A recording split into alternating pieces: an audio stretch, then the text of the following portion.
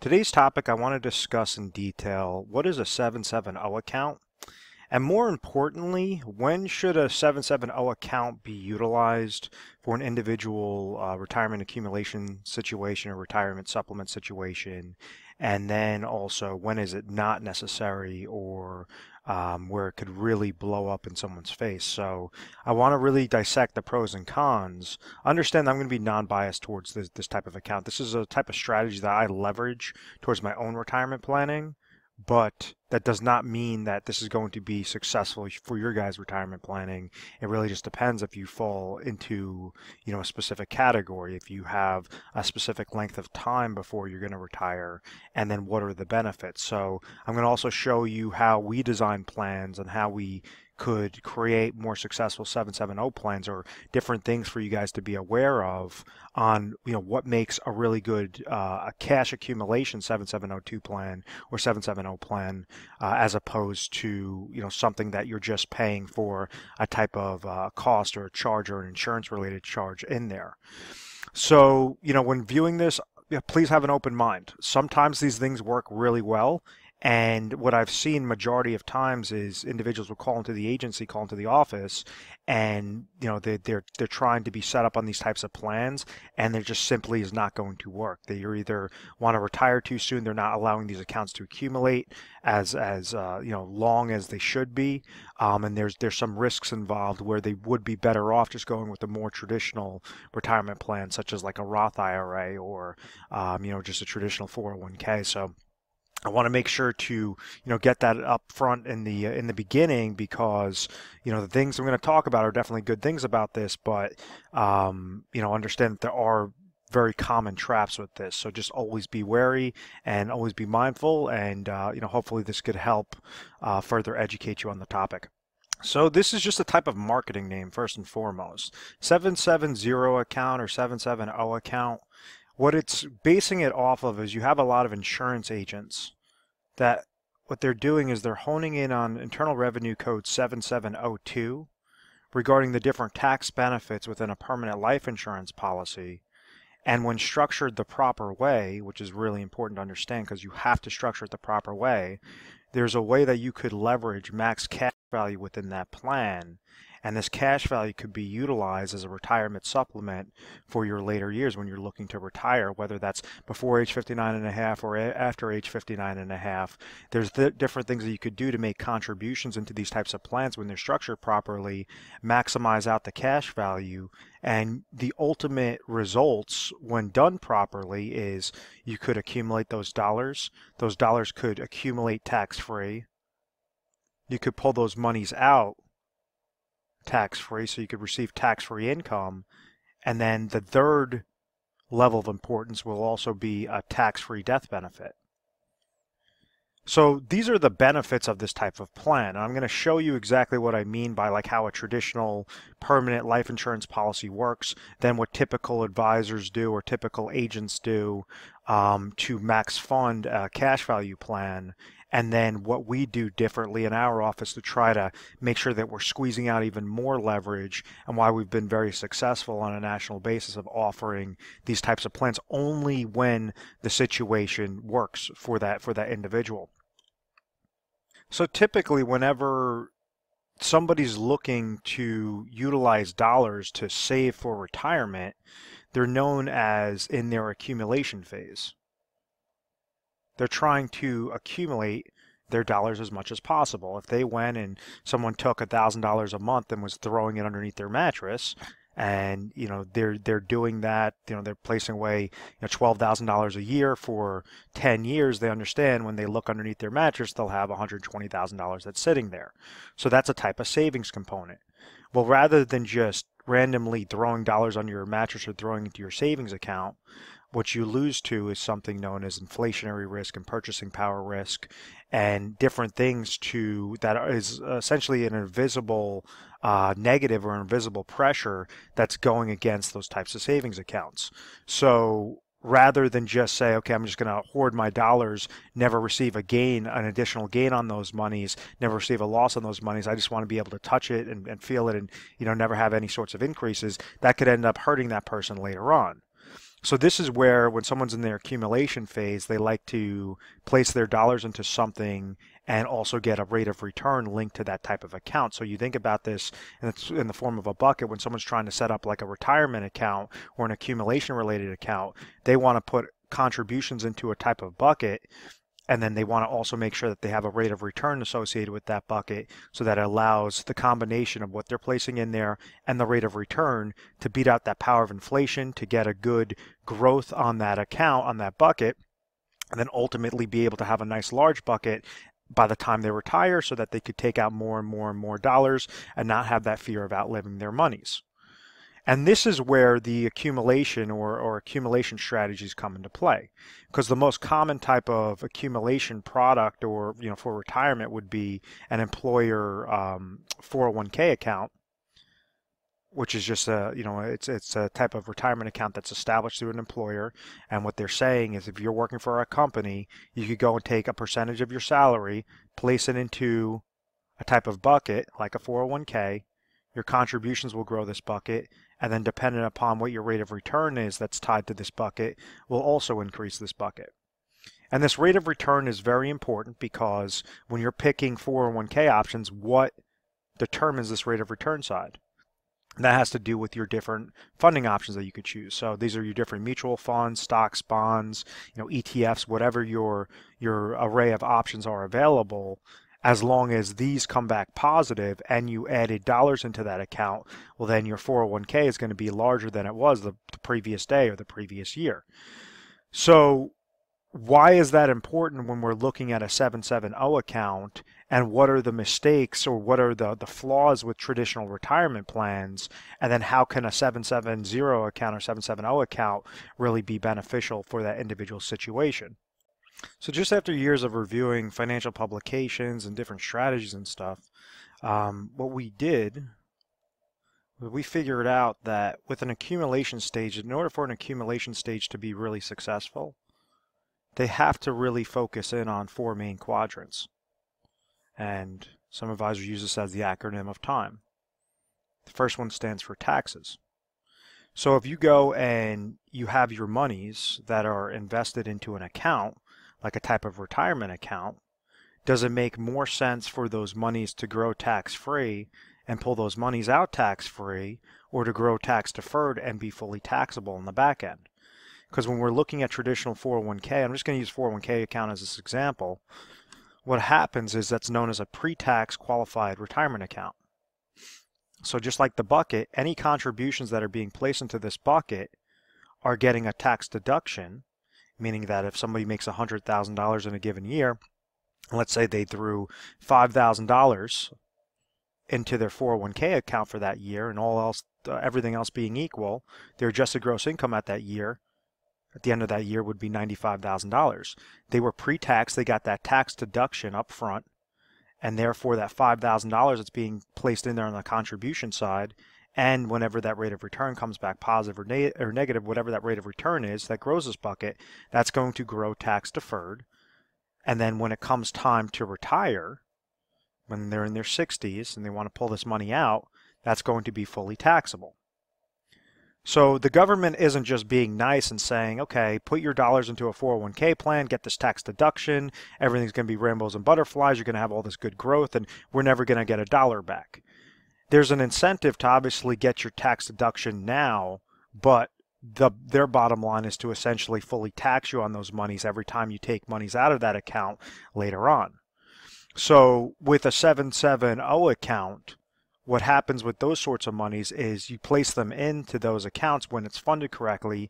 The cash value could grow tax-free.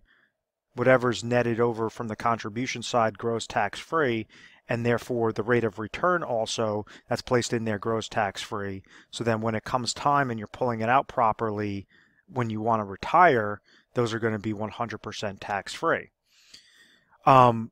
It sounds great, but understand that the contribution is really the trick with this entire account. The contribution, and then also making sure that you're having a favorable contract with favorable rates of return to make sure that you could have double compound interest working into that account. But when it comes on a taxation standpoint, do you want something that's fully taxable or something that's going to be tax-free later on? And it really just depends upon what the tax environment is at that time. So when we look at a chart of the top marginal federal tax rate, and this obviously stops at 2013, so it has to be updated further. You can just do a Google search on this. What it shows us is how high taxes used to be and where our tax rates right now. Well, if you're a couple years out from retirement, well, that might not be as big of a deal as if you're over 10 years out from retirement, 10 to 20 years out from retirement. And if those increase and you're in a high marginal tax bracket, that could be, detrimental to your position. That could be detrimental to the amount of income that you're receiving later on, from your types of retirement accounts. Case in point is, let's say if you pulled out $100,000 and it's from a fully taxable bucket in retirement, and let's say you're in a hypothetical 30% tax bracket, well, you're going to be able to walk away with $70,000 of income because $30,000 had to go with taxes. It was fully taxable, the amount of monies, as opposed to a bucket that's going to be completely tax-free, or a retirement account that's going to be completely tax-free. If, let's say, you're pulling out $80,000 that's tax-free, well, you're going to be able to walk away with $80,000, even though it seems like less dollars.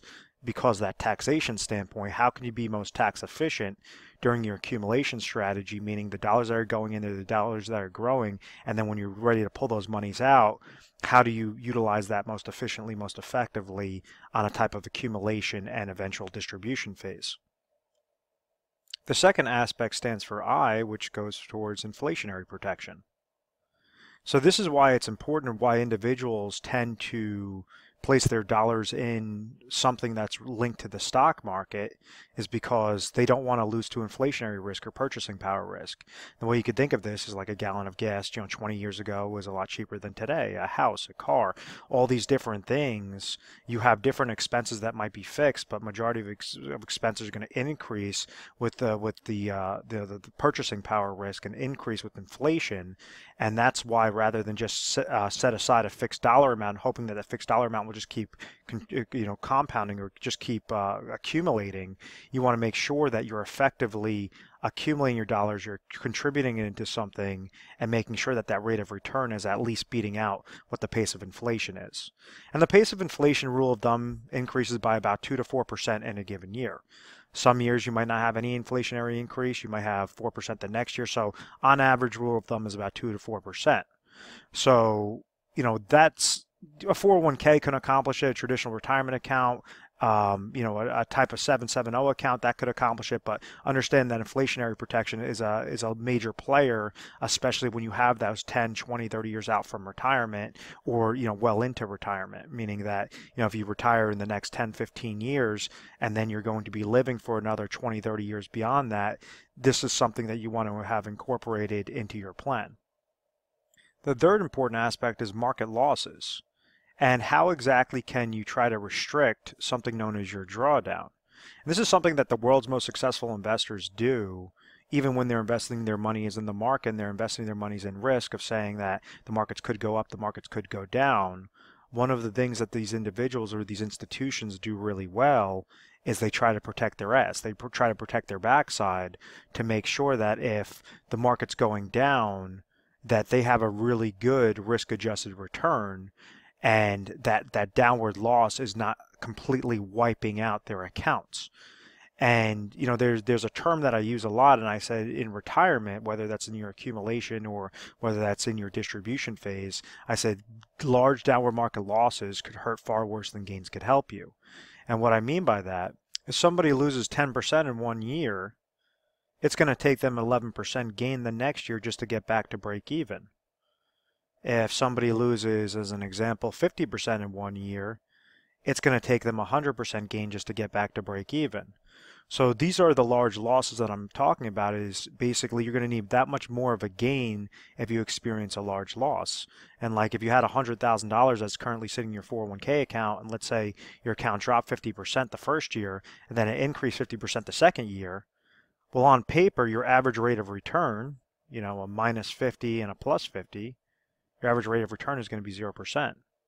In reality, your account would still be sitting at only $75,000. You'd have a real loss of minus 25% or minus $25,000. So you're going to need a full 100% gain just to get back to that, $100,000 mark, just to get back to break even.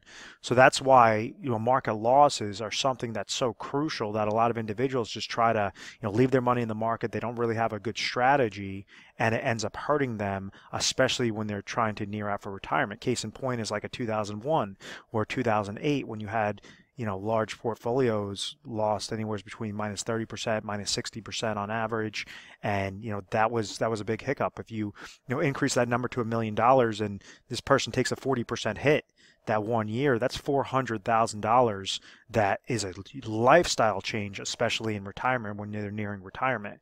So that's something really important, is to protect downward market loss. So when you're looking at like a traditional 401k that's tied to market, dealing with mutual funds, stocks, bonds, commodities, real estate, whatever that case might be, or IRA accounts, you have unlimited upside, but you also have an unlimited downside regarding those market losses. So unless you have a really good strategy to how to protect that, this is where a lot of individuals fall victim to this.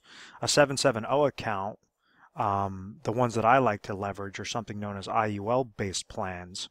They grow when the stock market that it's linked to, when the index increases and gains 0%, you have a 0% floor, meaning you are not susceptible to those downward market losses whenever that stock market index goes down. So what it essentially allows is the contributions to go in there efficiently, effectively, and then that rate of return to not come back and be a detriment to that type of bucket.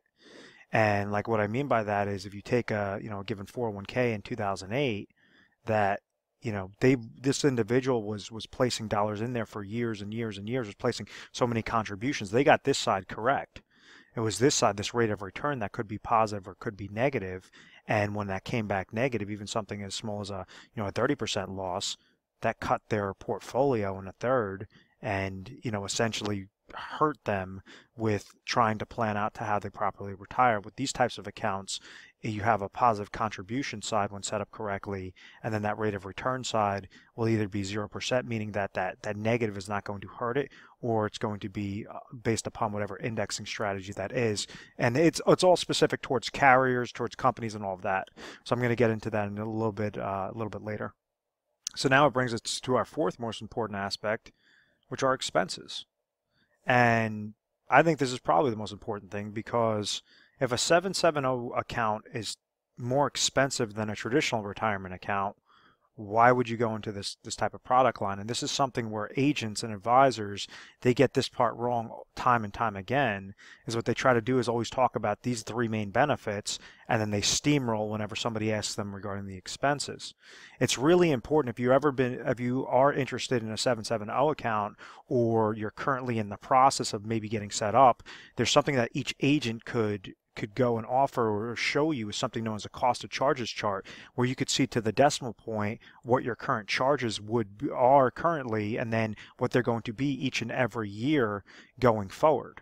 So if you're seeing astronomical monies that are coming out of a 770 account, and you know that those monies are a lot more expensive than what it would be going to a traditional retirement account, well, why would you go with that 770 account? It just doesn't make mathematical sense to do so. So that's the philosophy in getting set up in a 770 account.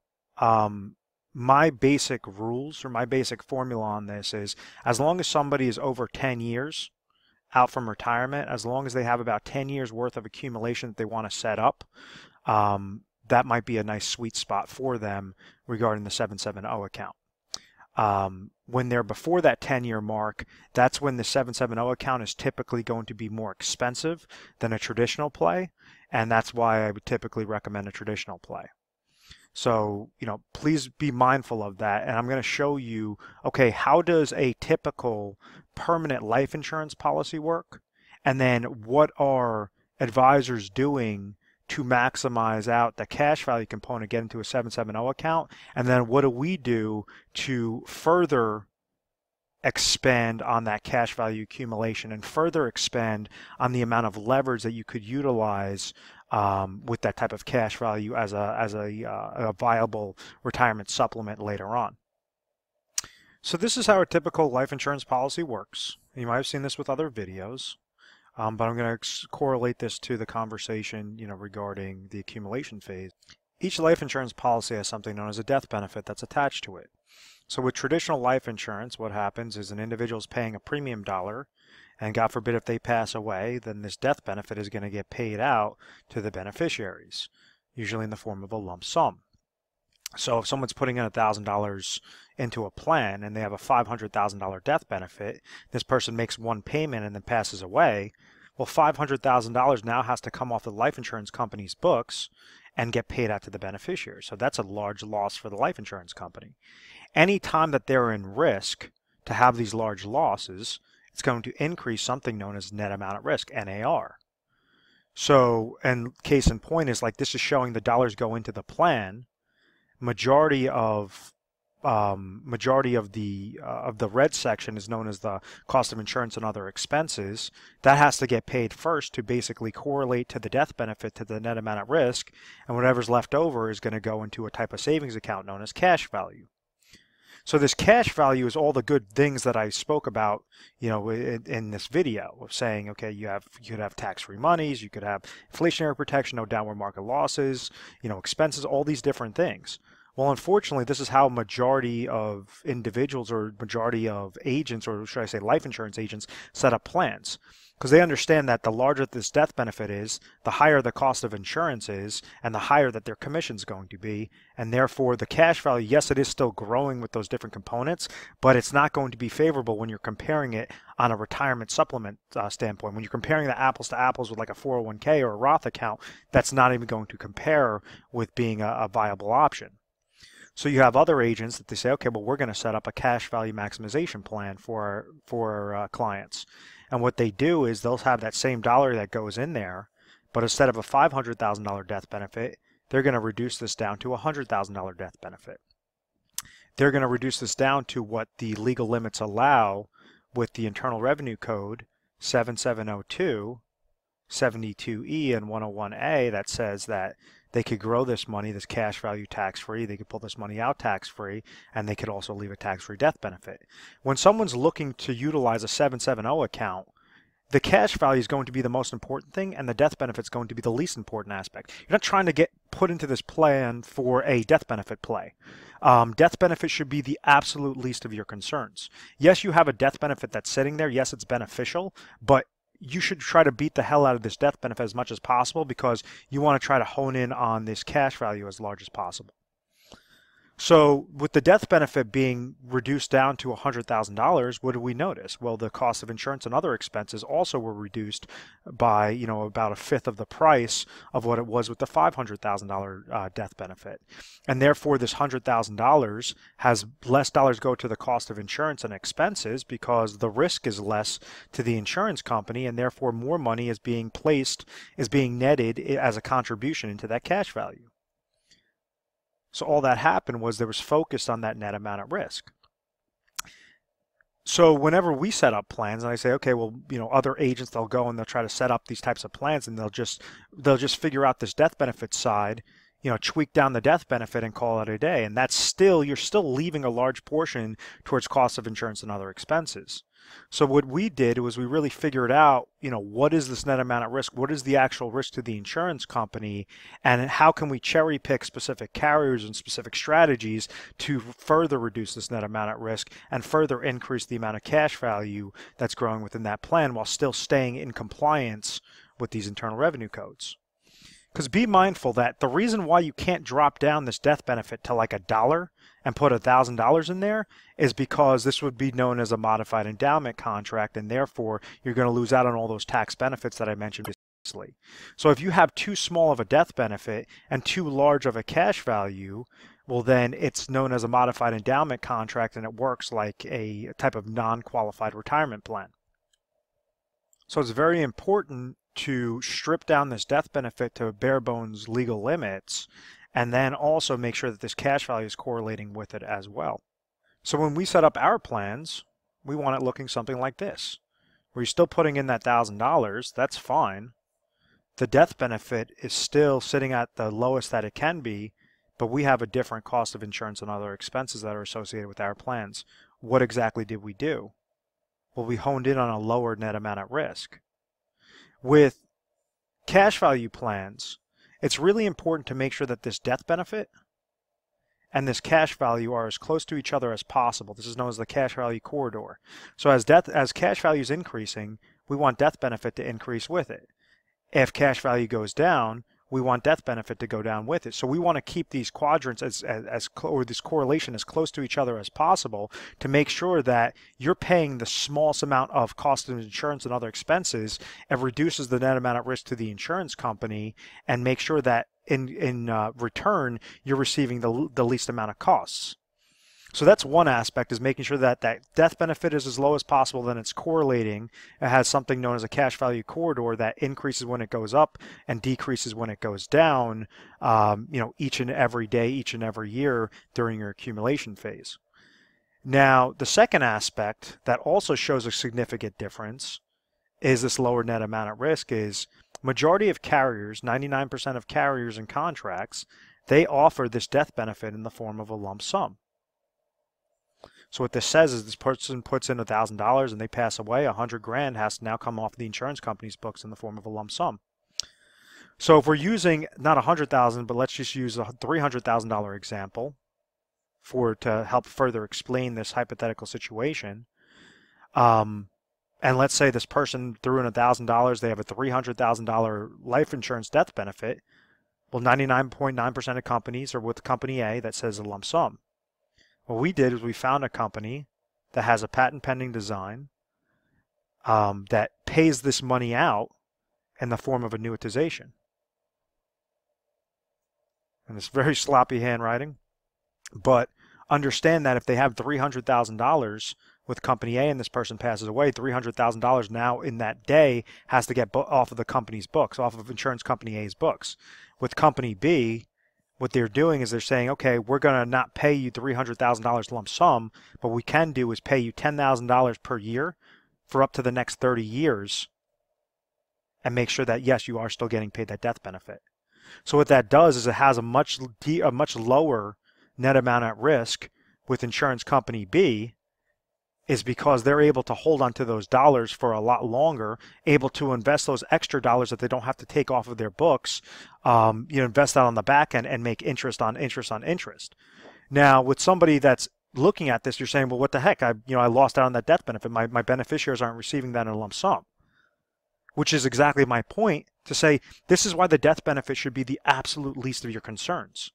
There's two main components with this. First off, you want that death benefit to be as low as possible. Second off, you want this net amount at risk to be as low as possible. So therefore, even if it's getting paid out on an annual basis, a 30th each and every year for up to those 30 years, that's completely fine because you were able to leverage that cash value. They're still receiving a tax-free death benefit, but in the back end, it's significantly lowering that net amount at risk. It's significantly lowering those costs. And when I'm saying significant, it's not just off of like 2-3% cheaper, cheaper fees. It could be anywhere from 20% to 40% cheaper costs of insurance and other expenses when you're structuring it the right way with the correct carriers and the correct contracts, as opposed to just going blind into these type of 770 accounts.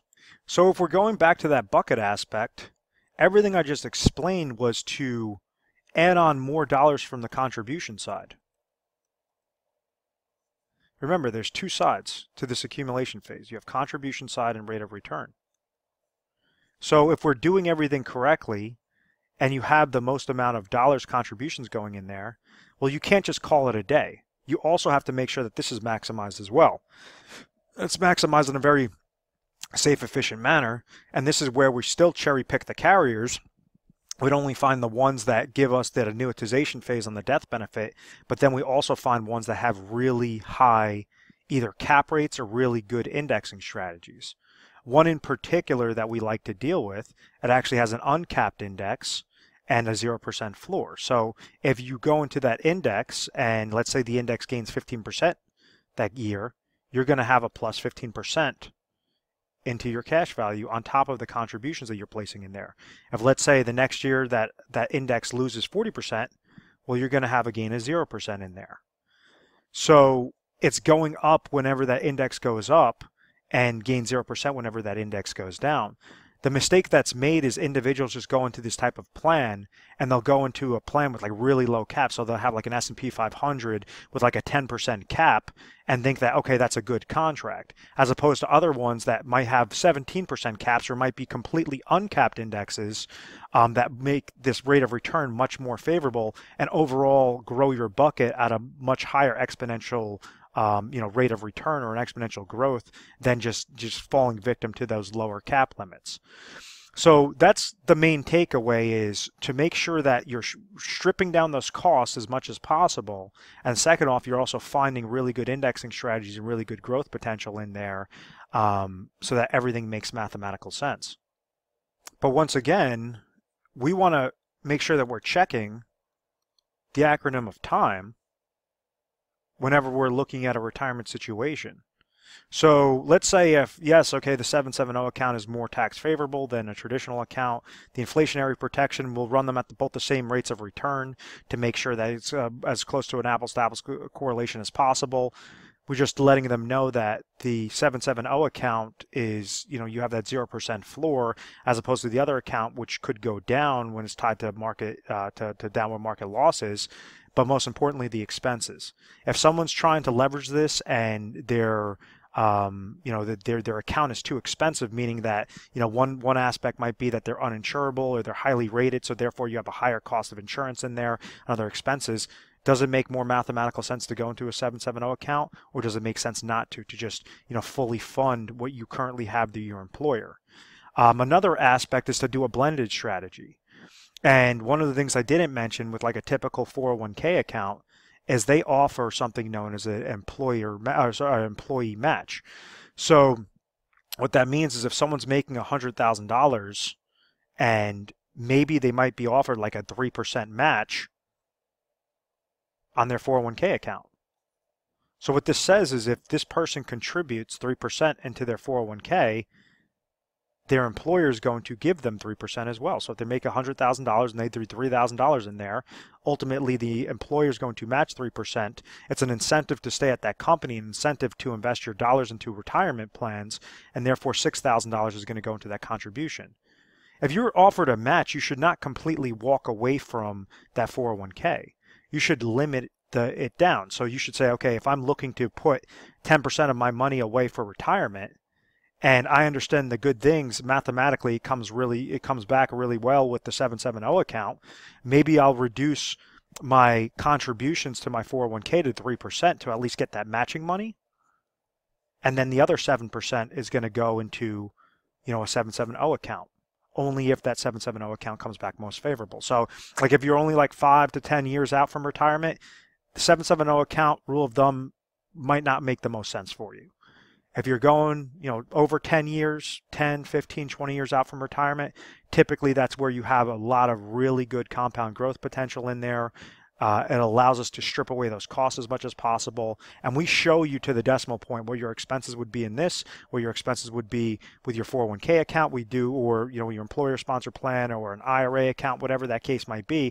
And we'll compare all across the board to make sure that all the math adds up.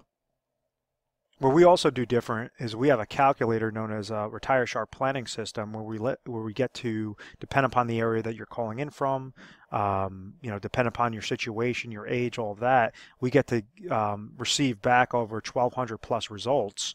What are the top 3 results for your situation? What is the number 1 recommendation that we would make? And then we take that number 1 recommendation and we show you on a scientific basis how much should you place into this type of plan, or whether you should not place anything into this plan and maybe go into other avenues, that's going to be most effective, most efficient.